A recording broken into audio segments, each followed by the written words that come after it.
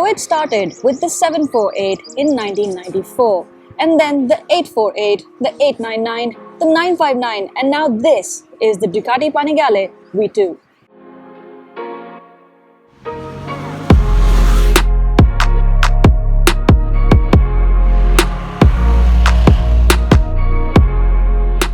Technically a fully grown leader class sports motorcycle, Ducati call the V2 their middleweight, and for a good reason, that it sits below the manic Panigale V4, which can be a handful if you're not an experienced rider. That is where the V2 slots itself, and that is where the V2 makes so much more sense, especially on the street.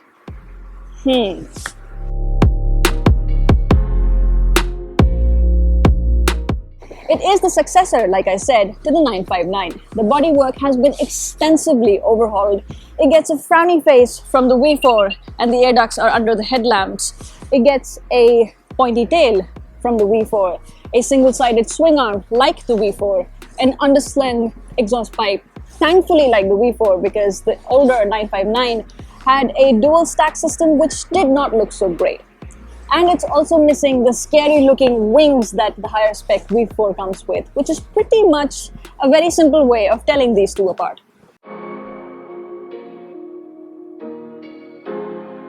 It is the same 955cc engine, but it now makes 155 horsepower and 104 Newton meters of torque, which is more power and more torque. I mean, if you could have done it, why didn't you before?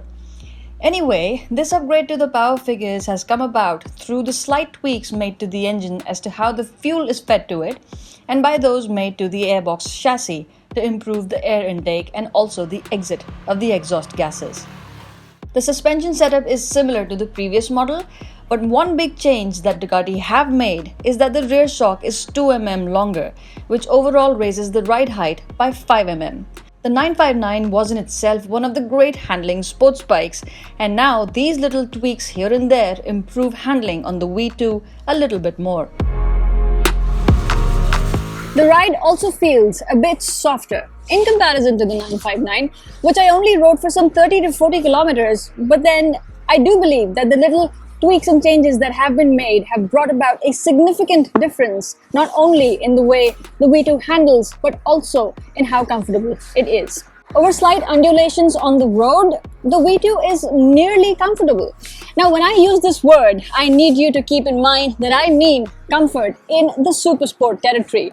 In no way do I mean that you will be comfortable. Those two things are completely different scenarios. The V2 needs full commitment from you at all times, not only because of its super sport disposition, but also the fact that it may not be as manic as the V4, but it packs a lot of aggression. In true Ducati fashion, it is mad, and that is also what makes it so much fun to ride. Speeds of 100-150 kilometers an hour and beyond are effortless, and the quick shifter is genuinely quick for both up and down shifts. Be ready for considerable vibrations though, which isn't really a complaint because it is a part of its V2 personality.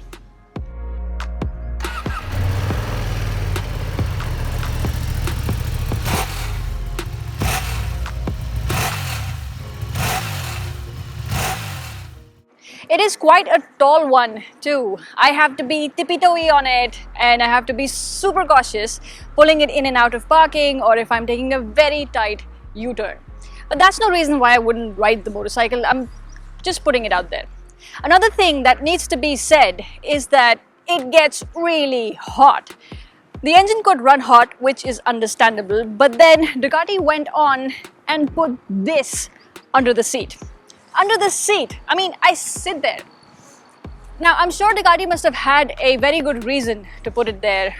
Probably the 2-to-1 exhaust system with two catcons have something to do with it, but what that does is, at the end of a not a very long ride, on a day like today, which is not so bad, it's searing hot, but in Indian summer standards, it's not so bad. What you get is nice, well done, pan-seared steaks for legs. So you do not want to get stuck in a Delhi traffic jam on this machine. And it's not even about being stuck in slow-moving traffic. The faster you go, the hotter it gets. Now, I'm not sure if Ducati was being funny with this, but the thing is, you tend not to care about the burns because you're having so much fun. You go faster.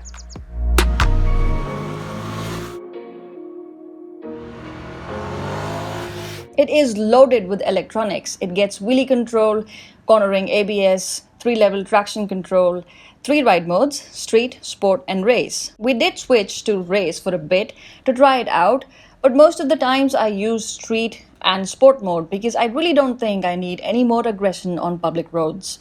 But the electronics all working in the background do make riding this leader class sports bike easier than ever, instilling confidence to whack open the throttle without any hesitation. The dash is new, very crisp, very easy to navigate through to find the settings that you're looking for. The brakes, well, the brakes are blessed by the gods of brakes. It can stop on a dime or a 1 rupee coin. I'm sorry, but that's how the saying goes.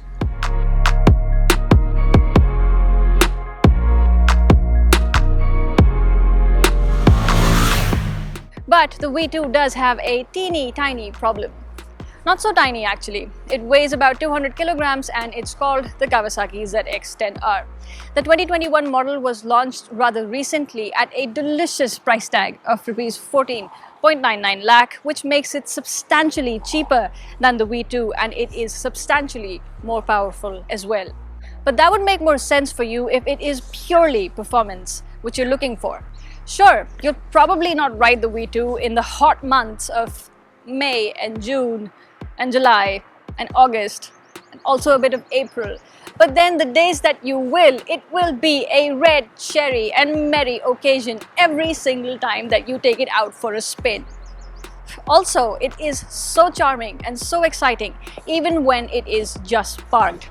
I know I went through an entire video without mentioning how beautiful the V2 is to look at, because I really don't have to. I mean, it just is. So I have been riding the V2 every day since the past 5 days, and I also had the opportunity to ride the Ninja 1000 and the Street Triple R. I rode the motorcycles back to back, and I am not making any comparisons. They are completely different segments altogether.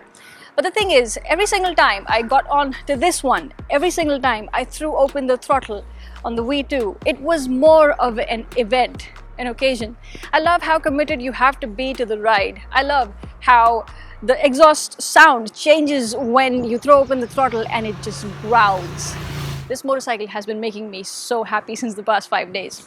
It's not very often that I don't want to give a test bike back, but I'm gonna have to give it back. Ducati won't let me keep it, but this has just made me so happy. Until next time, thank you very much for watching.